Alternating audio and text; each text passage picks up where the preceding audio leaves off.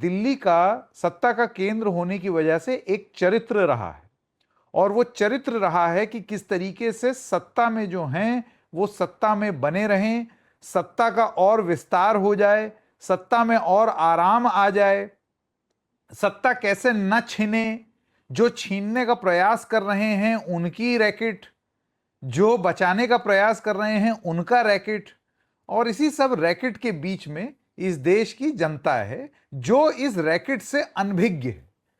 उसको नहीं मालूम, वो जाकर के वोट दे करके आते हैं, उनको ये नहीं मालूम होता कि भाई मेरे वोट दे देने के बाद एक अलग लोकतंत्र की व्यवस्था चलेगी दिल्ली के इस 5 स्क्वायर किलोमीटर के बंगलों में या होटल्स में।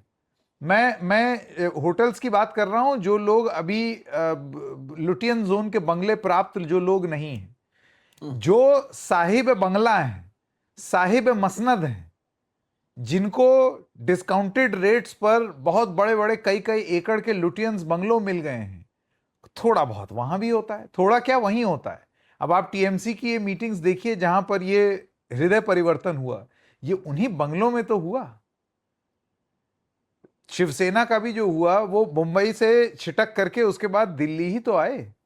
तो यहीं पर ये सत्ता का चरित्र है, और ये चीज दिल्ली में मैंने पुरानी सरकारों में भी देखी है। लेकिन सोहित, यहां पर आप एक चीज जरूर समझ लीजिए, बात तीव्रता की होती है। दिल्ली को एक बुखार है, हम आपको बुखार होता है तो 99 को भी बुखार माना जाता है, तो हम छोटी वाली क्रोसिन ले लेते हैं 500 mg, आराम कर लेते हैं, कहो दवाई ना लें सो जाएं तो ठीक हो जाएं। लेकिन जब बुखार 104 हो जाए तो बुखार वो भी है, तीव्रता ज्यादा हो गई है। ऐसे में हम क्या करेंगे, हम क्रोसिन भी लेंगे, हम ठंडी पट्टी भी लगाएंगे, हम डॉक्टर के पास भी जाएंगे, हम ओआरएस का घोल भी पिएंगे, हम जूस भी पिएंगे, और उसके बाद हम तमाम चीजें और भी करेंगे, ऑफिस से छुट्टी भी ले लेंगे। कहने का मतलब यह है कि ये जो दल बदल हो रहा है, या फिर जिस तरीके से लोगों के हृदय परिवर्तन हो रहे हैं, इसकी तीव्रता ज्यादा है।